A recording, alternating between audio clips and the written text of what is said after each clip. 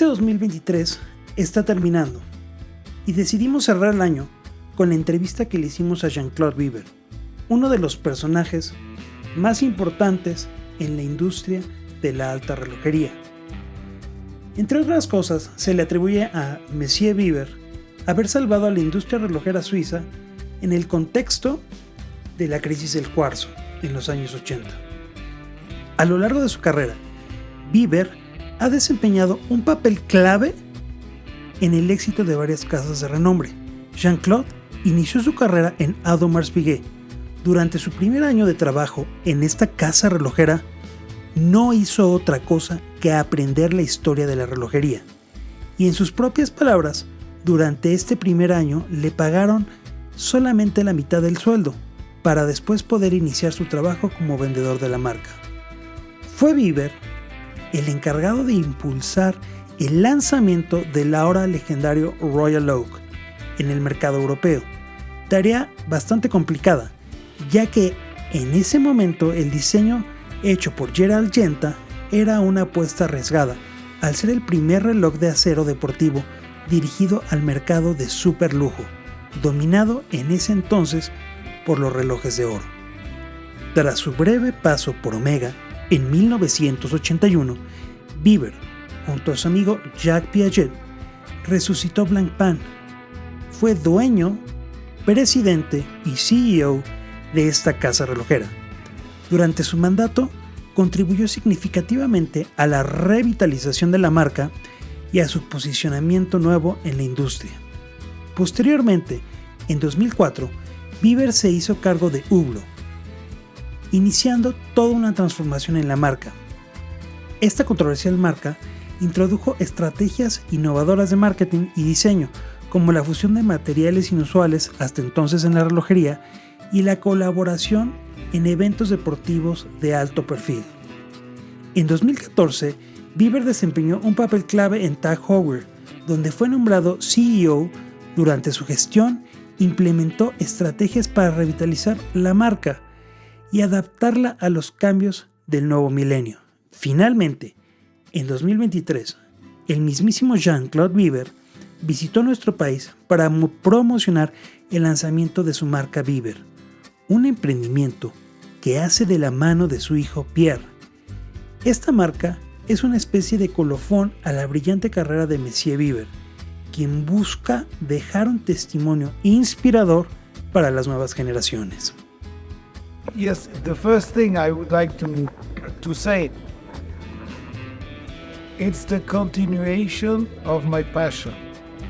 I have a real passion for watchmaking, and when I was 70, I thought time would have come to retire, and I realized that the retirement is not for me. And therefore I said, I have three possibilities. I go back to where I was, I go back to Hublot, or I go back to LVMH. Number two, I do my own brand. And the third solution, I try to adapt to the retirement. I maybe go to the university, I study a new language, or I study the history of art. Well, those are some of the three possibilities. I chose the one to go back to my passion, to have a brand, and I had added an additional motivation to bring my son and to transmit, to transfer my knowledge, my experiences, my mistakes, my doubts.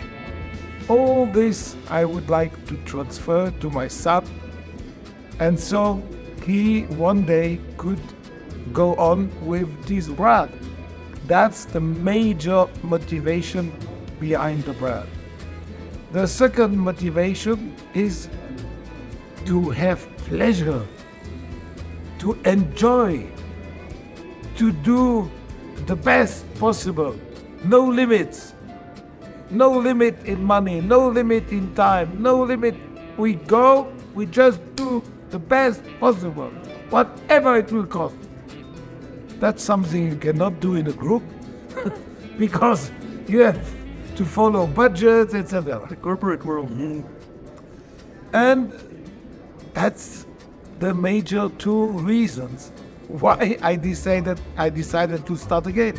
Now, why the name Biver? I also thought to buy a brand. And when I realized that buying a brand, I already have one, because the brand is called Biver. And from the few brands that I was studying to buy, I realized that my name or my brand was at least equal to the 2 or 3 others that I wanted to buy. So I said, why should I spend money to buy something that I have already? The brand is already mine, so don't buy anything. Sure. And that is how we came to the solution to name this watch, this adventure, this brand, like me, and to call it Biver. But in the beginning, we said JCB, JC Biver. And if you look at the crown, we even have today some old logos, JCB. But I canceled this and I said, no, we should not name it JC Biver, we should name it Biver. Because Biver will adapt to my son, his name is Pierre, or to my grandson. It's better to have a family name, just a family name, rather than to have the first name and the second name. So that's the short story. Who is Pierre Biver? How you see him? I know he's your son, but tell me about this guy that is the future of your brand. I see him, and this is the main reason why he is my partner and I work with him. I saw an amazing young guy with a very deep and sincere and clean passion. His passion is, sometimes I compare with myself, is close to mine. And I'm 75 and he's 23. And he already has the same degree of passion, the same degree of knowledge, the same degree of ambition, the same degree of pleasure. And I said, wow, this guy is ready. He should be the first from my family to take over. And that's Pierre. So you see, I have a lot of respect that doesn't come from the history that is my son. It comes from the facts of his sincere, deep, and great passion. He took care, he's still taking care of my private collection. And when I see the job he did for my collection, bravo. So he's a real, not just passionate, he's also very knowledgeable. Now you bring this amazing piece dedicated for Mexico. I don't know if you want to tell me something about Yes. You know, my son, as I said before, is quite influent because he's on the board of my company, but he is not half, but he's becoming half Mexican. Because his wife, he gets married on the 26th of October. He has already done the marriage with the law. Now he will do the marriage with the religion, and that will happen on the 26th of October, which is in 10 days. And his wife is Mexican. And so he comes every month, he flies to Mexico, he's very passionate about Mexico, Guadalajara, etc. And he had the idea of this special watch for the celebration of the death. And it is 100% his own project. I said, okay, that's a project, you do it. And he did it from A to Z. It's the first 100% project that he took in my company. And I must say, I'm very pleased. We sold the watch the first day. So it's even a success. And it's a beautiful watch. I love it. And I have learned that what is the attitude of Mexican people versus death. And I think it's great because it's the best way to have a victory on the death. We in Europe, we are afraid, we cry, and here, wow, they are strong, they dance. I love the attitude. And so we did this watch with a lot of conviction, and it's the first watch that has the 100% influence of my son. That's great, sir. And finally, I know you're a big watch collector, and maybe this is not a question about your brand or you. Well, yes, for you. What's your last purchase? What's the last watch you purchased? The last watch that I purchased is an old Blanca with a chronograph with the movement 1185, and I had the chance to buy of this 1185 caliber in steel, the number one. I think the people who sold it to me, they didn't know what it meant, number one, and it's number one.